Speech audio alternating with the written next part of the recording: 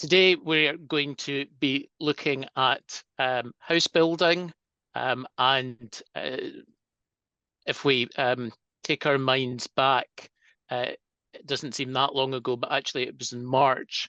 I chaired a planning live session where we looked at the Competition and Market Authority market study into house building.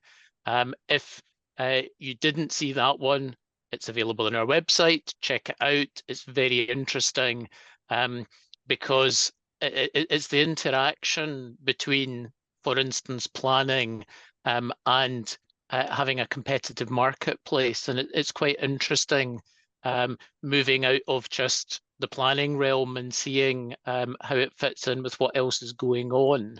And obviously, that'll be a key theme for the whole of today, and indeed in our other planning live sessions. House building always seems to be in the news. We're obviously in the general election campaign now.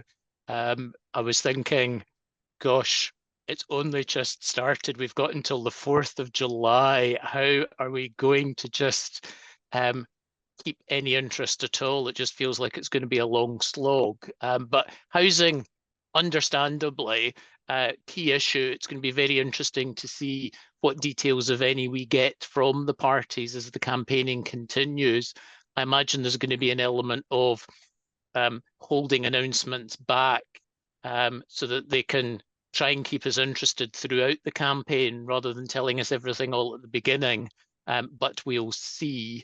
Looking a bit further back, late April, when Humza Yousaf was still First Minister, he announced an increase in funding for the Affordable Housing Supply Programme. We've had a series of housing emergencies declared, 5 local authorities, and then ultimately the Scottish Government declaring a national housing emergency. So the context for today's discussion couldn't be more significant in that sense. And delighted to welcome our guest today, Kevin Murphy, who's Head of Planning at Homes for Scotland, the member body representing about 200 organisations involved in house building, and key focus, obviously, delivery of more homes. Kevin's background, for those of you who don't know him, public and private sectors, initially with Borders and Edinburgh Council, so I imagine quite a varied workload between those two councils, and then moving to Edinburgh Airport, and after Edinburgh Airport, about 9 years at Persimmon Homes, and now Homes for Scotland. So very interested to hear Kevin's perspective coming from that background. And I'm now going to hand over to Elaine, one of our planning partners at Brodie's, and get her to kick off the chat. Thanks, Neil. And good afternoon, Kevin. And I'm going to apologise now. I'm going to be moving about just because I'm standing because I've got sciatica, so it's difficult to sit down. So apologies for the bobbing head if it goes like this. So Kevin, Neil said there, we talked about the 5 local authorities declaring a housing emergency. We've got a national housing emergency that's been declared. But what does it mean when we talk about housing emergency? What does that mean? It's kind of easy to be bandied about, but what does it mean? Yeah, I suppose in the simplest terms, it's really recognising that there's problems in the housing system, whether that be locally or indeed nationally. We obviously talked about 5, and there's actually now 6. West Lothian declared one a couple of days ago. And between the 6 that have declared them, they've cited pressures on homeless services even, sort of lack of social housing, rising property prices, and high levels of temporary accommodation. And some of those are the same in each of the authorities, and some of them are different. You look at Argyll and Bute versus Edinburgh, they've got very different profiles, pressures, etc. But the thing, obviously, is with a housing emergency, nationally or locally, that there's not any new actions or powers. We need more affordable, energy efficient homes as part of that solution, and hopefully that's something Homes for Scotland can help work with our partners to deliver. Because ultimately increasing supply will cause turnover in the market, and that supply will then cause ripples which could free up the second-hand market for purchase, whether that's social housing or equally people getting on the housing ladder. And some new homes are being bought up by councils just now to try and address some of their concerns and capacity. So you mentioned there obviously the kind of lack of supply, and I kind of will go back then to when we started the planning reforms, or at least the latest round of kind of planning reforms in 2015, 2016. And my recollection was then again we identified that there was a shortfall in new homes, and the infrastructure was a blocker. And so the reforms, were about encouraging more housing, encouraging infrastructure first. So since the planning reforms in 2019, have we seen an increase or a decrease in the number of houses coming forward? I find it slightly frustrating that we're now 5 years down the line where the legislation was intended to deliver more homes. yeah, likewise. Obviously we saw, as you said, in 2016, the independent report coming out. There was 6 key outcomes, and one of those was delivering more high quality homes, and that's what we all want to do. But since then, the numbers have decreased. Certainly since 2019, that is, because I think in 2019 we'd reached the same levels as 2008, which was just kind of after the financial crash. Everything kind of dipped, we fell off a cliff at that point. And then from maybe around 2012 onwards, the numbers steadily began to rise as the industry bounced back. I think in the last few years, obviously, we'll all be aware of COVID, and then there was a mini budget. So these have been factors, but I suppose uncertainty at the moment is just ongoing transition of planning policy and all the kind of strands that go with that, whether it be local living or biodiversity. And these are all kind of huge factors, and uncertainty in the Scottish housing market just now. And some of that uncertainty and I suppose the timings as well of NPF4 have meant that the local planning authorities have held off updating LDPs, and so some of them obviously pushed ahead to East Ayrshire, Edinburgh, etc. But in that time, allocated land supplies dwindled, and I think there's very few deliverable sites left. A lot of the stuff that's still there is legacy sites that unfortunately have kind of challenges, to say the least. And I suppose one of the other things, I mean, yes, the figures have decreased, but the alarming stat is that it looks like they're going to decrease further. New site starts are down 24%, and that's I think somewhere in the region of 5,000-ish, maybe just over 5,000 houses. That's a town across Scotland, and then there's also a drop in major housing applications compared to last year, about 41%. So that just shows the kind of implications for supply in the next couple of years, when we've not got LDPs landing until maybe 2027, give or take. And I think we're all aware, simple economics, if you reduce the supply, then demand goes up and then the prices go up, and that includes second-hand market. And that's what we all know is then challenging affordability and deliverability as well. You mentioned NPF4 there, and I know you appeared recently before the Local Government Housing Planning Committee, who are doing their annual review of NPF4. And I think you were asked kind of the question of, has NPF4 made the position better or worse? Now, I don't know whether it's maybe more grey than that, but what's your view? Has NPF4 made it harder? I would say it has. It's very much in transition. I think that's what I'm trying to say at the committee as well, that we're a year on. Some of the policies haven't yet kind of bedded in properly. And so I'd say it's worse just now. The timetable for bringing forward the LDPs and ultimately local housing land requirements is too long. That's just the sheer amount of work that local authorities have to do over the next couple of years. And Fife, I think, are kind of leading the way. They're looking at 2027. I'm aware of other authorities, though, 2028 and even 2029. So that's too long. And in that time, allocated sites will be eaten up by housing development, and then there's not necessarily the sites to fill the gap. I suppose, the math there is something that's a big issue just now. It's coming through in lots of decisions and reviews. It was, as I saw, a requirement, and for people to aim above. But it seems to be that it's more about it's a target, and then we could end up in the same position we were before, that if we don't meet the target, then it's fine, it's just a target, which kind of undermines what we were seeking to achieve when we agreed numbers in the past. So I think that's the difference. There's the uncertainty because of different interpretations. And I think that's going to be a challenging sort of thing over the next couple of years. As I said, land supply dwindles, and And I think we'll probably touch upon Mossend at some point in more detail, but Indeed. the decisions obviously landed in February last year, and that saw the new LDPs kind of so I'll put my teeth in. It landed in February last year, and the Mossend decision suggested that Mather applies from then. So you might have, so Angus, for example, looking at a 2029 LDP. So that's 6 years into the Mather. So they'll then be preparing an LDP based on an unknown number for MPF 5. It's frightening, I'm already saying that. I suppose, what do we need in the meantime? Do we need some better guidance from government, or a living document, FAQs or something on to try and address uncertainty or the varying interpretations? Yeah, I mean, it used to say the wheels of justice move slowly, but the wheels of local development plans, planning progress seems to move even slower.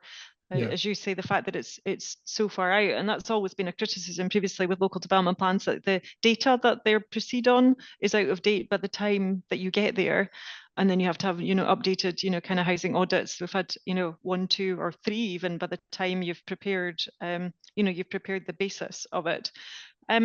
You mentioned Mossend, and we can't have a seminar on housing without Mossend. And of course, we actually pushed this back a couple of times because we had been anticipating the decision coming out earlier. But it came out, and again, I think you were asked about it before by the committee recently.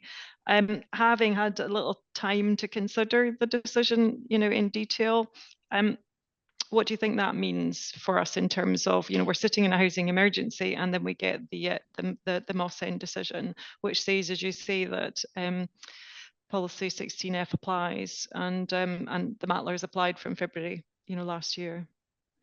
Yeah, it's I think that's one of the key bits, is that the Matler applies from last year. We're now looking at how we then kind of look at more deliverable sites, and a lot of the sites in allocated plans just now that could become part of a delivery program, which is what the Mossend decision suggested that you should be moving towards, are all stalled or constrained, or to say it, not all, but a lot of the larger ones, brownfield ones, etc., are stalled, constrained. There's mining, contamination, flooding. We'll have to look at the new SEPA map showing flooding in 75 years' time to show that a lot of these sites, because maybe near a watercourse, are kind of reduced substantially. And then we've got guidance coming forward on biodiversity for some of these sites. I know I'm digressing slightly, but a lot of these are legacy sites where there's been naturalisation, and so there's a higher biodiversity value than there would be for perhaps a greenfield site. And yes, brownfield site is the right way to go, but greenfield might have to be part of the solution. And the Mossend effectively parks that for potentially, is it 3 years, 5 years, 10 years, depending on when the new LDPs come forward. And the issue is that there's insufficient land now to meet demand at a time of a housing emergency. That's the bit that I struggle a little bit with the kind of the Mossend decision, was the court saying that the councils can simply take their action programs and revise them, and they suddenly become a pipeline, and it becomes a delivery program for the purposes of 16F. I mean, as you said, a lot of the existing sites have got problems with that.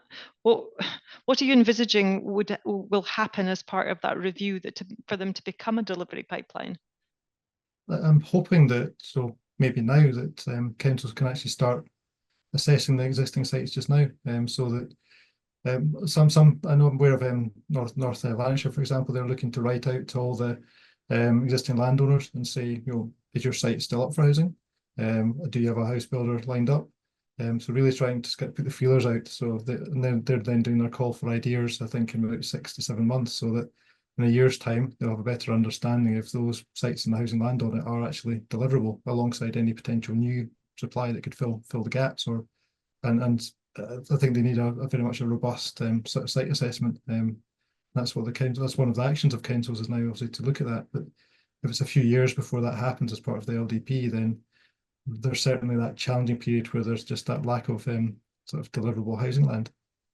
Can I just jump in there, because there's a question that I think you've already partly answered. I'm going to ask it just to see if there's anything more that you want to add in. the introduction to the question, Mossend indicates that West Lothian have sufficient land to meet the Matlar already, so that's a particular instance. The question's then a bit more general. How are we to resolve the emergency if sites allocated some years ago count towards a target set last year? So you were talking there about local authorities reviewing the allocated sites and thinking about deliverability, but just going a bit more widely, is there any comments you want to make about this issue of what I've heard called bed blocking sites, that they're there, they're allocated, they count towards the target, but industry generally know the chances of them happening short term, medium term is fairly low. So any thoughts about resolving the emergency when we've got that bed blocking problem, as it were? Yeah, I think, I mean, it does involve kind of collaborations. I think some of the councils might have to be a bit more sort of upfront and forward-looking and identifying, as you say, there's bed blocking. So of their existing supply, I'm sure through the housing land audits, they know some of the sites that aren't necessarily effective. And it's maybe having a closer look at those and then doing an assessment so that you can say, actually, our supply doesn't meet what we need to deliver. And then go back to sort of first principles. Development plan is you go in accordance with development plan unless material considerations indicate otherwise. And if that's the case, you could then be saying, okay, this site could come forward and essentially queue jump or otherwise some of these bed blockers. And that's what, because you and I both sat on working groups for the new LDPs, and one of it, in terms of the evidence report and coming forward, was to critically assess existing sites and to go through that. And because we've all seen the sites that have been in there for 20 years and never coming forward. But it's that bit with the housing emergency. You can't wait for 4 years for that process. Do you almost envisage that process is going to have to happen in an application by application basis to go through that pipeline and indicate you don't actually have the pipeline that you think you have? I think it's more of a council-led thing rather than perhaps a developer doing that, because you'll end up with in some council areas 10, 15 alternative pipelines of different success or otherwise of different sites. So I think that the councils will have to kind of actually start going through now as part of their housing land audit reviews, which have just started. They're obviously writing out to house builders just now saying, what's your programming? And really get a grip of where the sites that don't have house builders against them, are they going to be delivered? What are the constraints? And some house builders could probably tell them that. Mm-hmm. Because as I read the Mossend decision, the courts were saying you can never have housing on allocated sites, because they made that differentiation between development planning and development management. And development management, we always know that it's in accordance with the development plan unless material considerations indicate otherwise. And the court said that the lack of a delivery pipeline would be a material consideration. So as I say, I keep coming back to, well, actually, if you can demonstrate that that there isn't a delivery pipeline, but for the reasons that you've explained, does that not give us, the material consideration to depart from MPF4? I think potentially, yeah. It's obviously important to consider all the policies in the round, give them the appropriate weighting, and it might be that if there's not a deliverable pipeline, then you have to kind of give one less weighting. I think obviously as well that the housing emergency is that going to give, is that material consideration? Is that going to give more weighting? And because until West Lothian, so there's I think there's about 3,800 houses held up in the assisted appeals, and until West Lothian declared a housing emergency a couple of days ago, 300 of them were in areas where there's a housing emergency. So that could have been taken into account. But now it's in West Lothian, there's actually about 2,700. Because the majority of them were actually in West Lothian. So how much weight that has, I appreciate not all these sites, but they might have other things going against them. But it's obviously we need to work together to address the emergency, and some of that might be maybe more weight towards the quality homes policy. I think it's 16C. That talks about improving affordability, choice, adaptability, change, diverse need. So is that larger family homes or homes for older people, that sort of thing. It's maybe applications being tailored towards that policy to identify need in an area. When I listened to the local government housing planning committee, the evidence on how MPF4 was performing, there seemed to be a consensus from most people that gave evidence that, you know, there should be a focus on looking at the outcomes, you know, less about the you know, the kind of rigidity and the wording of the policy, and more about the outcomes. And of course, we've got the Scottish Government considering a national outcome now on housing, you know, that aims to ensure that people live in safe, high quality and affordable homes that meet their needs. So again, could you see that as something that's carrying more weight in terms of the determination of housing applications at this point, when we don't have, as I say, the new LDP that are NPF4 compliant? I'd like to think so. I mean, we certainly welcome it. I mean, it's not a situation we want, obviously, the housing emergency and so on, but welcome the housing being a national outcome. But it obviously shows how important it is for individuals and society as a whole. So that's positive. But I think local authorities and the government and house builders all need a can-do attitude now. And I say government, and it goes wider than that. You've got Quangos, etc., and also need to try and help sort of meet that potential national outcome if it's finalised.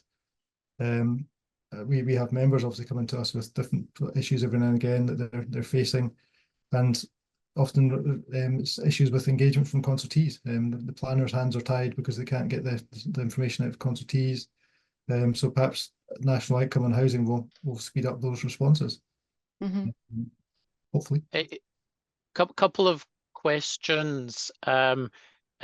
Helpfully, Kevin, you'd mentioned there about everyone having can-do attitudes. That fits in with the question that was asked actually before you said that. Whilst everyone appreciates building conditions are challenging, do house builders need to cut their margins as part of getting more sites live? And just to give you a chance to sort of think about that, a question from a different angle again. Can the much delayed Scottish Government HLA, that'll be what, Housing Land Audit guidance, not better define deliverability? The effectiveness criteria of the previous guidance were too vague. Ownership or option by a house builder should be a factor, ? So two questions coming from very different angles. Interested in your thoughts. Yeah, so I'll take the second one first. So so I think that there does need to be a clearer definition of deliverability. And housing land audit guidance is, I think we're all anticipating pre-Christmas. Hopefully that will come out soon from the government. We Homes for Scotland have recently produced some site assessment methodology, which we've shared with HOPS. Some local authorities have asked for it. Alongside that, there is a deliverability checklist. So the site assessment methodology is very much based on the policies within NPF4 and compliance with those, and then has a scoring mechanism. Whereas deliverability is really that, is there a positive outfall for surface water? Is there a biodiversity challenge on the site? Is it contaminated? Trying to kind of really ask the questions that will make a site deliverable. And that's hopefully something that councils can take on board. And certainly what I've been saying when I've been on similar things to this is that we're trying to support local authorities because we know they're under resource, under pressure with more actions on the back of NPF4. So I think that's kind of my position on that one, is what we can do collectively. We can obviously try and do better. Going back to the other one, I mean, a lot of housing developers do sort of squeeze their margins.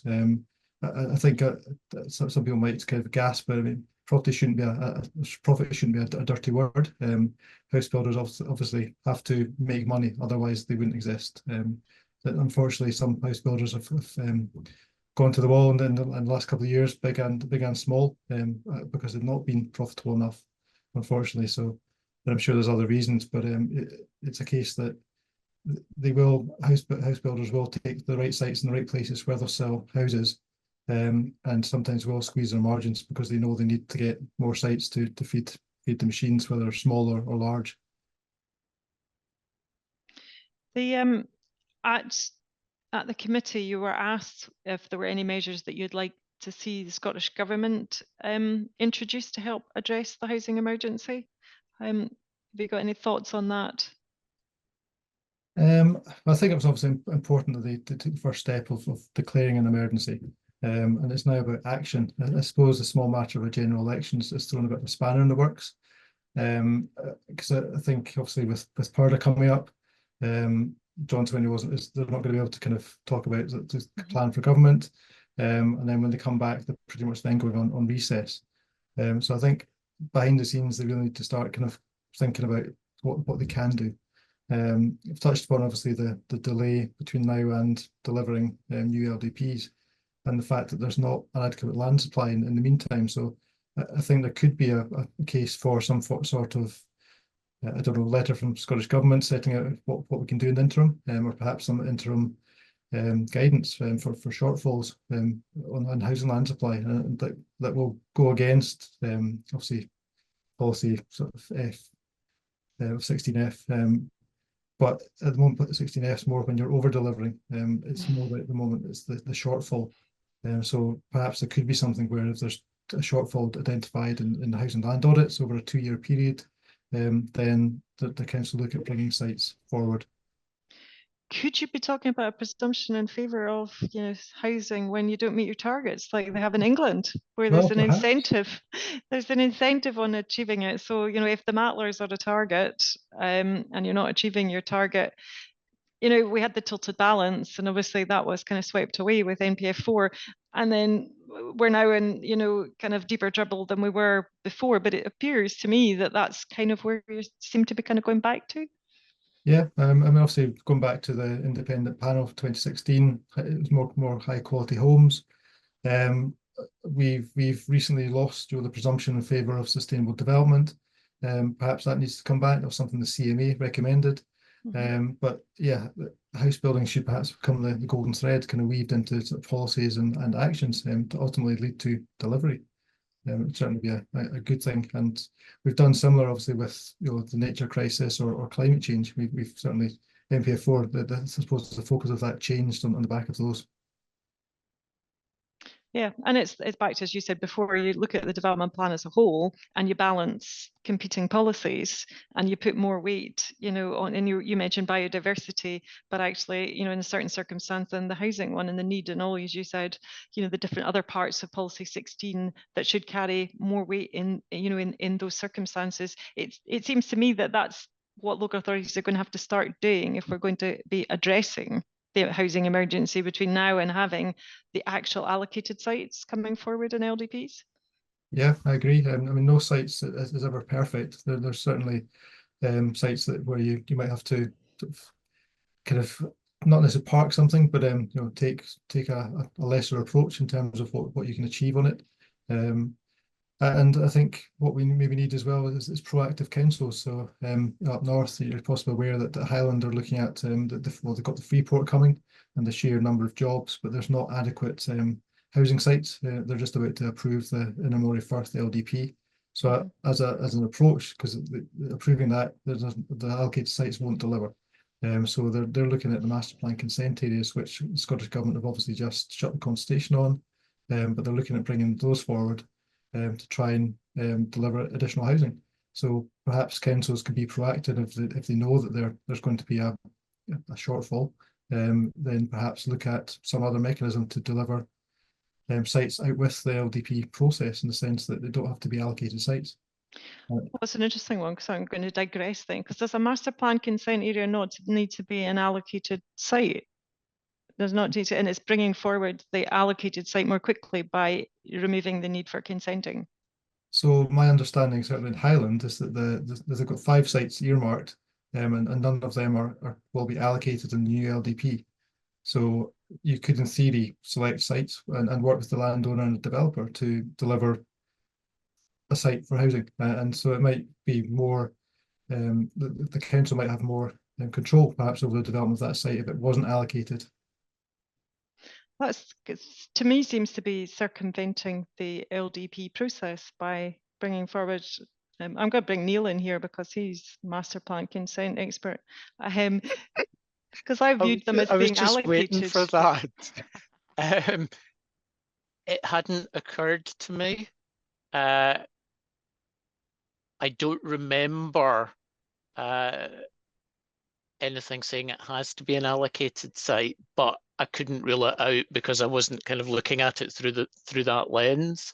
But maybe an opportunity for me to bring in one of the questions, because it goes back to what was mentioned before about the national housing emergency and the extent to which it could be relevant to planning decisions. And, you know, that's a potential justification for the master plan consent areas, although hear what Kevin's saying, that in Highland it's particularly in relation to the Freeport. But that was the question that came through, and obviously someone just looking for a bit more chat on, does the declaration of the national housing emergency constitute a material or planning consideration that could support new housing irrespective of the LDP position and the MATLA and all the things we've been talking about? I would like to think it could, but it is a part of a balanced approach, you know, in terms of the decision maker weighing up, is the housing emergency justifying releasing this site for housing? You know, as I said earlier, there's other things they'll have to consider, you know, transport links, sewerage, whatever it happens to be, flooding, etc. So the site might have other faults, if you like, with want for a better term, but if it is an opportunity and a mechanism to deliver more homes and to help address the housing emergency in a local authority, then it should perhaps be looked upon favourably. As you said, Yeah, it's not. Sorry, I was just sorry, going to say, Neil, I was just as you said before, Kevin, there's no such thing as a perfect site. No, there's not. There's always going to be challenges and things that each party maybe has to accept they aren't going to get out of it. Now that I've got attention on the questions, there's one coming. It's not really a question, it's more of a comment, I think, on the MCAs. Scottish Government have confirmed that MCAs can be used for employment growth related housing sites. So exactly what you were talking about there, Kevin, with the Freeport, including out with allocated sites. Scottish Government have issued a direction to the new, that will be the Moray Firth LDP that you were talking about, to confirm this. Yes. So that's a useful explanation there about the background to that MCA proposal. And there was a question had come in, taking us back to Mossend, understandably, finding already that local authorities are taking different views on the Mossend decision, and think some further clarification from the Scottish Government Chief Planner may help. Do you know whether that's going to be forthcoming, or if heads of planning ops are considering any sort of guidance or common approach in any way, or is it going to just be left to each individual authority to work it out for themselves?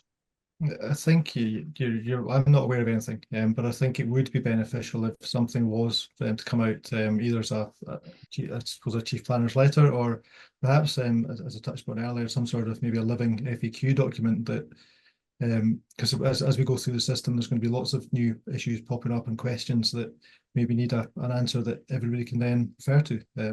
So we don't have all different interpretation, because that's where, you know, for house builders, there's uncertainty. If you're looking to deal with one local authority and they're applying the policy in one way, and then you're going to the next authority and they're applying it in a different way, it doesn't help when you're trying to then get your consent and you've prepared your supporting information and spend lots of money doing so, to have a different interpretation of policy maybe derail you. So it would benefit from some sort of central guidance. Was that not the difficulty that was envisaged with MPF4 at the start? You have national policies that have to be interpreted locally, and they're all slightly different circumstances. Back to, the committee was sort of saying we should be focused more on the local outcomes, you know, and look at what you need locally.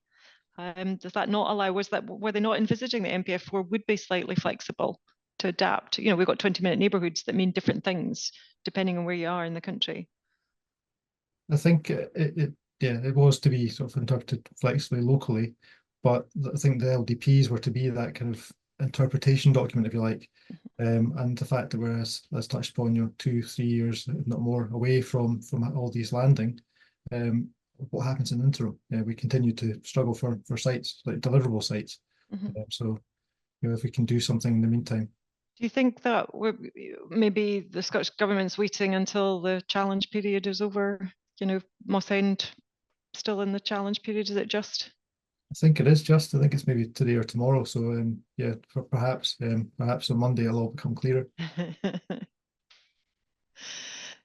I'm trying to look at the Q&A at the same time as you, Neil, but I'm not sure in terms of the numbers, whether there are any more there. I've got one more. Kevin's not going to like it, Oh dear. just to warn him. But it's a fair question, and I'm sure you'll have an answer to it. Mentioning in passing a particular instance where a bed blocker legacy site was declared non-effective, but Homes for Scotland pushed back and said it should be in the effective category. Do you think there is a case that Homes for Scotland themselves should play a greater role in assessing the deliverability of sites? It strikes me, that's the questioner, not me, that Homes for Scotland are protecting individual members' interests rather than thoroughly assessing deliverability and effectiveness. So I think just pushing back that Homes for Scotland as the organisation maybe aren't as objective as they could be when it comes to looking at individual sites, because inevitably a lot of those sites are held by member companies. So what we've actually done is towards the end of last year, we produced our own housing land audit guidance for members. So this is really to try and kind of identify how are we taking housing land audits forward. So at present, because obviously we're wanted to then to morph into delivery pipelines. So at present we have, as I said, legacy sites, some with or without members against them. And with lots of sites just get rolled forward. Each housing land audit just gets reprogrammed. Some of them don't have consents. Some of them maybe only have a PPP. So we're actually kind of set out to members that we're going to be overall more robust. So there will be disputes between members over like the actual programming for sites, and there might be some sites that end up going on constrained list because they are bed blockers. So it's something that we are looking at as a whole, and something that we're taking forward with members to try and be much more robust, because as I said, we want to end up with a deliverable pipeline. And hopefully, just in terms of helping with deliverability, the checklist we've produced and shared with heads of planning Scotland will be something that helps them identify whether these sites are actually going to be delivered.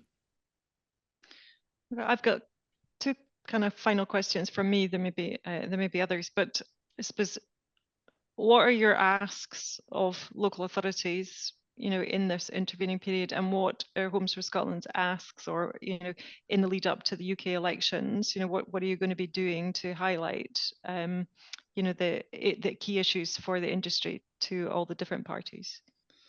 So at present, in terms of the asks of the different parties, we're looking at a lot of their manifestos for Scotland and the UK, and trying to identify where there's common ground between them, because some of them do differ slightly, but also where we can then try and push some of our agenda in terms of how can they build more homes. Is what they're proposing actually going to be a block to do that? You know, are there policies against what we all want to achieve, or whether that be MPF4 policies or otherwise?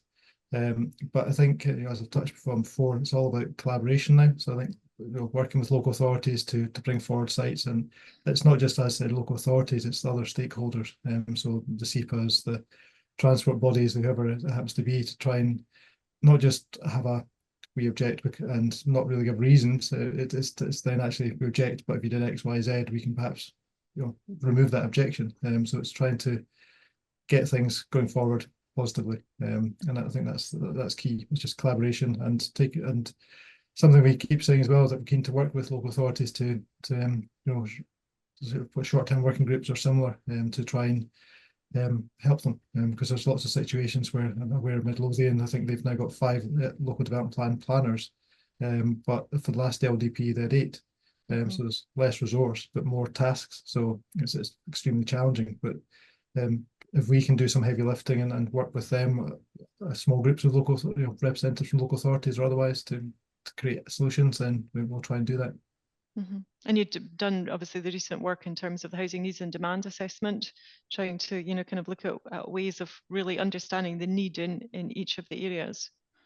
Yeah, and that's a good bit of work that hopefully helping local authorities to look at the need in their area using primary data. Because obviously housing need demand assessments traditionally quite narrow focus, it's secondary data, and whilst that is what that was, it obviously results in something that's led to shortfall in housing numbers. So. I know that's, isn't it? The proof of it's in the pudding, isn't it? It's clearly not working if we're then declaring housing emergency, you know, both kind of at local level and nationally. Yes, agreed. Neil? Yeah, I think I will just wrap it up there, actually, because it will take us more or less to time. So thank you both. Covered a lot of ground, actually, and touched on the key issues. In terms of our next Planning Live session, a bit earlier in June than we would normally have it, but it's giving us all a chance to get completely immersed in the football, because of course Scotland are bound to do really well. They've got to, after qualifying. It'll be our time. You can see on the slide there, Thursday 13th June, with Josh Fothergill. Those of you involved in EIA environmental impact assessment will know Josh well, and obviously you can see the implication there. It's about EIA, a very wide-ranging topic area, and one of the things that we're going to be looking at is changes in the pipeline, including what are or might be environmental outcome reports. So encourage you all to sign up for that. Details will be going out to the mailing list soon, and the booking details will be on the website soon. They weren't there this afternoon when I looked, so please don't rush off and get disappointed. Maybe wait until tomorrow, or if you're on the mailing list, until you get the email. But look forward to discussing EIA then. Thank you to all of you for tuning in today. Thank you for the questions, because those made it really interesting, some really different angles. And thank you again to Elaine and Kevin for giving us that really interesting, wide-ranging chat. And all it remains is just to say have a good rest of the day. Thank you, everyone. Thank you.